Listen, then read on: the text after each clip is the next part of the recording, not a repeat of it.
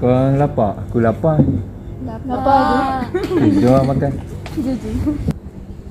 Tak apalah, korang pergi lah dulu. Aku nak jimat lah bulan ni. Senario ini merupakan situasi yang sering kita lihat dalam kalangan para pelajar. Syai, aku rasa kau kena tengok ni.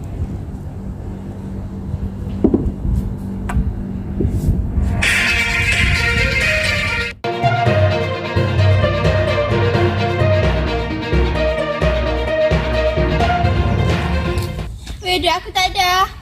Dialog itu sering diungkapkan oleh golongan mahasiswa. Berdasarkan Akhbar Sinar Harian 24 November 2021, seramai 539,284 peminjam PTPTN tidak dapat membuat bayaran balik. Ini kerana mahasiswa terbeban dengan kos sara hidup yang semakin meningkat saban hari.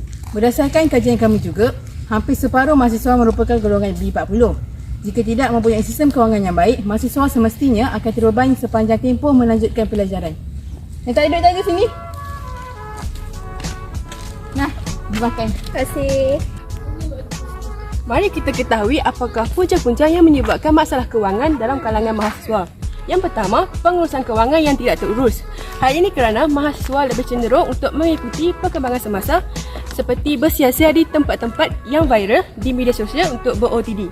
Hal ini akan menyebabkan mahasiswa berbelanja dengan lebih lagi daripada menyimpan kerana mereka lebih mengutamakan kehendak daripada keperluan. Okey, punca seterusnya yang tidak dapat dinafikan bagi golongan mahasiswa adalah kos sara hidup yang tinggi. Seperti yang kita sedia maklum, berbagai bantuan pinjaman dan biasiswa disediakan bagi golongan mahasiswa. Namun begitu, tak dapat dinafikan juga wang tersebut tidak merangkumi perbelanjaan keperluan harian mahasiswa. Hal ini dikatakan sedemikian kerana keadaan ekonomi negara yang kurang stabil dan menyebabkan berlakunya peningkatan kos sara hidup dalam golongan mahasiswa.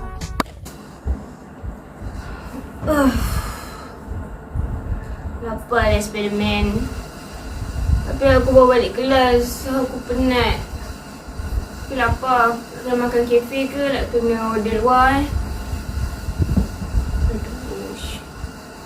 Kafe je larin. Order je Foodpanda tu lah. Tak boleh, minggu ni kita kena jimat. Duit dah tak ada. Alah, bukannya selalu nak beli. Tak boleh. Beli je. Tak boleh. Beli je. Boleh. Tak beli. Tak boleh. Beli. Pam.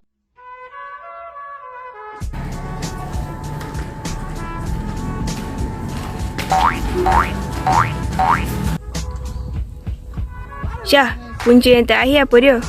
Okey, punca yang terakhir adalah mahasiswa sering melakukan hutang yang baru untuk menutupi hutang yang lama. Contohnya, mahasiswa yang mempunyai hutang kad kredit yang tinggi akan membuat pinjaman yang baru untuk membayar hutang yang lama.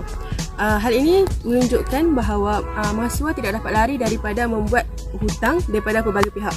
Justru, keadaan ini akan membuatkan sistem kewangan mahasiswa lebih teruk. Weh, aku ada hutang kau sebenarnya. Nah, terima kasih. Perbelanjaan yang tidak mengukur baju di barisan diri ini memberi kesan kepada kewangan mahasiswa. Kesannya, kesihatan mental mereka akan terjejas seperti selalu berasa rungsing. Hal ini akan mengakibatkan mereka terjerumus kepada gejala sosial yang tidak sihat seperti membuli, memeras ugut dan sebagainya. Kebiasaan bagi para pelajar, mereka akan menghadapi masalah ini dengan bekerja separuh masa. Ya, ia satu usaha yang baik, namun ada kesan buruknya. Mereka perlu bekerja sehingga lewat malam dan mengakibatkan mereka berasa letih dan tidak dapat fokus di dalam kelas. Akibatnya, pelajaran mereka akan terjejas dan ketinggalan. Salah satu perkara yang menyumbangkan ialah pelajar-pelajar Universiti Awam dijangka tak keberatan untuk meninggalkan dan menamatkan pengajian mereka. Hal ini dikatakan demikian kerana ramai di kalangan mereka yang gagal melunaskan yuran pengajian malah tidak mampu untuk membayar deposit rumah sewa. Masalah ini berpunca daripada tekanan ekonomi negara dan inflasi yang teruk. Kesan masalah kewangan bagi mahasiswa daripada sudut politik ialah yang pertama, hubungan luar atau kenalan mahasiswa akan menjadi terhad. Hal ini berlaku sewaktu dan semasa mahasiswa di universiti. Yang kedua ialah apabila berlakunya masalah kewangan ini, mahasiswa akan cenderung untuk memberhentikan pembelajaran mereka disebabkan sumber kewangan yang susut. Jadi apabila mahasiswa memberhentikan pembelajaran mereka, maka akan kurangnya belia yang berkemahiran dalam bidang-bidang tertentu, sebagainya bidang politik. Hal ini akan memberi kesan kepada mahasiswa dan juga negara. Mari huraikan pula langkah-langkah yang boleh diambil bagi individu, kerajaan dan pihak universiti bagi menangani masalah kewangan dalam kalangan mahasiswa. Bagi individu, setiap individu perlulah meletakkan had perbelanjaan harian atau bulanan supaya pengurusan kewangan mereka lebih tersusun dan tidak melebihi had yang ditetapkan. Sebagai contoh, terdapat banyak aplikasi yang boleh digunakan bagi menguruskan kewangan. Antaranya Bank Tabung oleh Bank Negara Malaysia dan Spendi serta lain-lain. Aplikasi-aplikasi ini boleh melancarkan perusahaan kewangan seseorang dan menjadikan seseorang itu lebih berhemah dalam berbelanja. Selain itu, individu boleh menggunakan diskaun yang disediakan oleh pihak kerajaan maupun universiti dalam bagi mengurangkan kos perbelanjaan mereka. Sebagai contoh, terdapat kedai buku yang menyediakan diskaun tersebut dan ada juga kedai makan seperti KFC, Mary Brown yang juga menawarkan diskaun tersebut dengan hanya menggunakan kad matrik sahaja. Pihak universiti boleh mewujudkan menu makanan dengan harga yang berpatutan sesuai dengan bajet perbelanjaan harian mahasiswa. Sebagai contoh, mewujudkan menu makanan keluarga Malaysia dengan tawaran harga serendah RM3.50 sahaja. Di samping itu, pihak universiti juga boleh membuka peluang pekerjaan separuh masa kepada mahasiswa untuk membantu menambah duit poket mereka. Misalnya, membuka peluang pekerjaan di pejabat-pejabat pengurusan dalam jangka masa yang panjang untuk membantu mahasiswa. Oleh itu, dengan adanya langkah-langkah yang dicadangkan, maka masalah kewangan dalam kalangan mahasiswa dapat dikurangkan.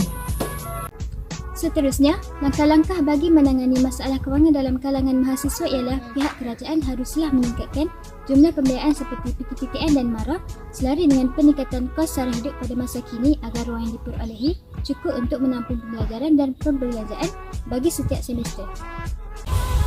Pada waktu yang sama, pihak kerajaan juga sewajarnya memberikan subsidi bekal kepada pelajar seperti beras, minyak masak, tepung dan sebagainya untuk meringankan beban pelajar, terutama sekali pelajar daripada golongan yang berpendapatan rendah iaitu B40. Hal ini dapat membantu pelajar yang bekerja sambil belajar menjana pendapatan sampingan untuk meneruskan kelangsungan hidup. Sebagai seorang mahasiswa dalam bidang perundangan, kos pengajian amatlah tinggi berikutan yuran, buku-buku serta bahan-bahan rujukan yang amat mahal. Hal ini kerana sumber perundangan yang ditulis oleh penulis tempatan adalah amat terhad dan sukar didapati. Maka mahasiswa perlu mencari penulis atau hasil luar negara yang mana kosnya lebih tinggi.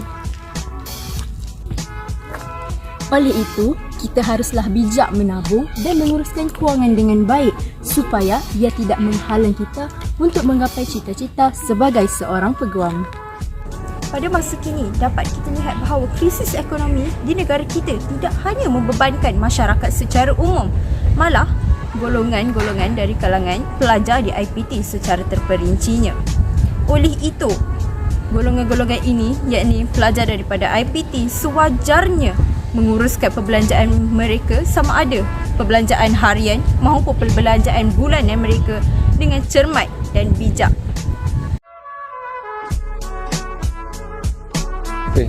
Korang lapar? Lapar.